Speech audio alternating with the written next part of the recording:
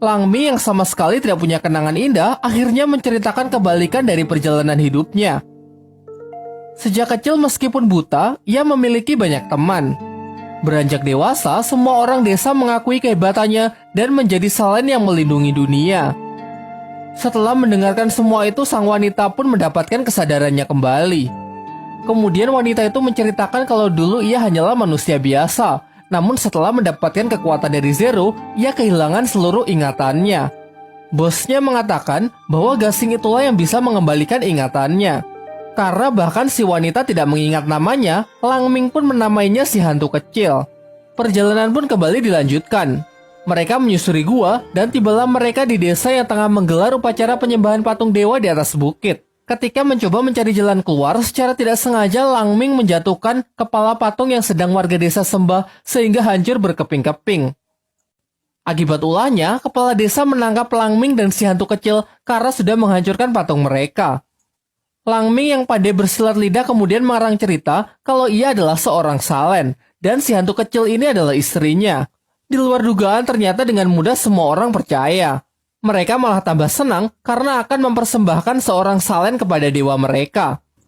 Langming dan si hantu kecil lalu dibawa ke sebuah danau untuk dimandikan yang diiringi oleh tarian-tarian desa.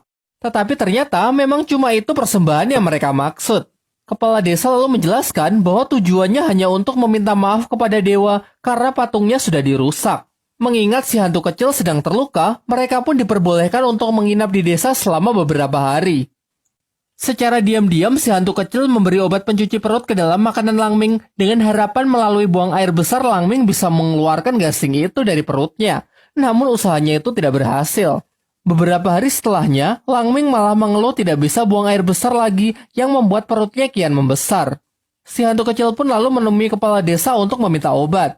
Ia juga menceritakan ini semua terjadi setelah Langming memakan sebuah gasing. Menyinggung mengenai gasing, ternyata sang kepala desa mengetahui tentang gasing itu. Ia lalu membawa mereka ke perpustakaan desa untuk melihat sebuah buku yang menceritakan mengenai gasing itu.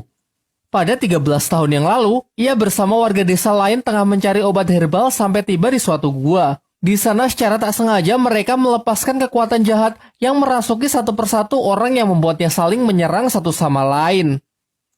Beruntung ada seorang pahlawan yang datang menyelamatkan mereka. Namun sayangnya, pahlawan itu harus kehilangan nyawanya.